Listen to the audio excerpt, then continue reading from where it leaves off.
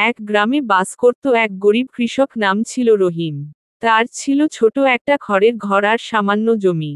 জমিতে সে ধান, আলু আর সবজি ফলাতো। কিন্তু জমির পরিমাণ খুবই কম, তাই খুব কষ্ট করে সংসার চালাতো। স্ত্রী আছিয়া ও দুই সন্তান নিয়ে ছিল তার ছোট্ট পরিবার। রহিম খুব পরিশ্রমী ছিল। প্রতিদিন সূর্য ওঠার আগেই সে মাঠে যেত, সারা দিন মাটি খুঁড়ে ফসল ফলাত। কিন্তু কখনো খরা, কখনো অতিবৃষ্টি, কখনো পোকামাকড় তার ফসল নষ্ট করে দিত। ফলে ধার দেনা করে চলতে হতো। তবুও সে দমে যেত না। একবার বর্ষাকালে তার জমির সব ফসল নষ্ট হয়ে গেল। ঘরে খাবার নেই, ধার করার আর কেউ নেই। পরিবার নিয়ে এক প্রকার অনাহারে দিন কাটতে লাগল। তখন রহিম সিদ্ধান্ত নিল, সে কিছু আলাদা করবে। সে পাশের গ্রামে গিয়ে কৃষি প্রশিক্ষণ নিল, শিখল কিভাবে আধুনিক পদ্ধতিতে চাষ করতে হয়।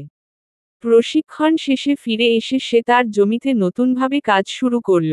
এবার সে ধানের পাশাপাশি শাকসবজির চাষ করল, গোবর সার ব্যবহার করল, পানি সাশ্রয়ী পদ্ধতি অনুসরণ করল। ধীরে ধীরে তার জমিতে ফলন বাড়তে লাগল। এদিকে সে কিছু মুরগি ও একটি ছাগলও পালন শুরু করল। সকালে মাঠে কাজ করত, বিকেলে বাজারে সবজি বিক্রি করত। 1 বছর পর তার ঘরে খাবার ফিরল, ছেলেমেয়েরা স্কুলে যেতে লাগল।